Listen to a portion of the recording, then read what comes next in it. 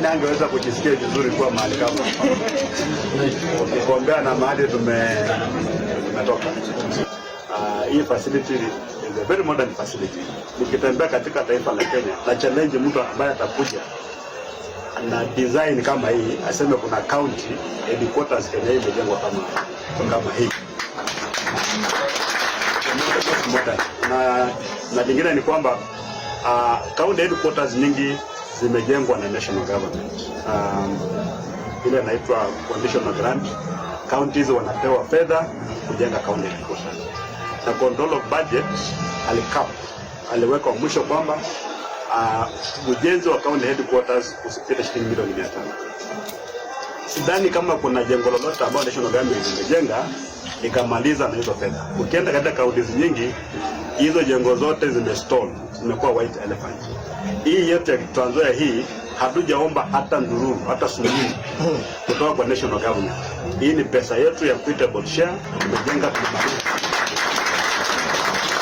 kudhihirisha kwamba sisi ni watu ambao tunatumia fedha za umma kwa njia ambayo ni nzuri. Maana kama ndio kwa tukatakata kona, hili jengo halingekuwepo. Na ningependa pia kumshukuru sana wale maofisa wote ambao wanahusika, watu wa public works, department ya PSM, wale consultants wetu na contractor, kwa ile dedication ambayo tulikuwa nayo kuhakikisha kwamba tunapata jengo ambalo ni nzuri of the highest possible quality. Sisi sio watu kupiga kifua. Na ndipo sasa leo tunafanya tu sherehe ndogo. Uache ile kazi ambayo tunafanya yenyewe ongee. Kuliko sisi kwenda kupiga drums huko nje kwamba tunafanya ile. Huduma yote ya serikali ambayo imegatuliwa ile county government yote, sasa maofisa wote watakuwa kwenye ile jengo. Masisi watakuwa hapa, chief officers watakuwa hapa, directors watakuwa hapa. Nikitaka kufanya mkutano na wote ni kufanya hivi na wote wafika nini? Wafika hapa kwa boardroom. Hakuna wakati tena utaenda kutafuta mahali pa kufanyia mikutano.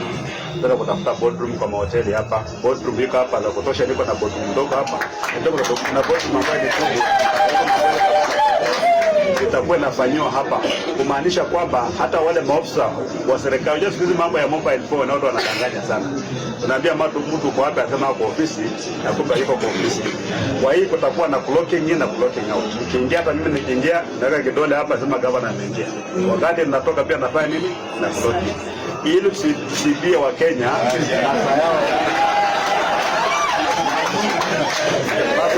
masaa yao ya kazi. So sisi tutakuwa hapa. Na pili ni kwamba kwa sababu tutakuwa sisi wote hapa, kama mwananchi amekuja hapa na ile huduma ambayo inahitajika labda ni elimu, badala kwenda kumtafuta mtu kule, mimi naita tu sisi wa elimu hapa, nakuja na chief officer ambaye anaenda na huyu mteja mwende mhudumie.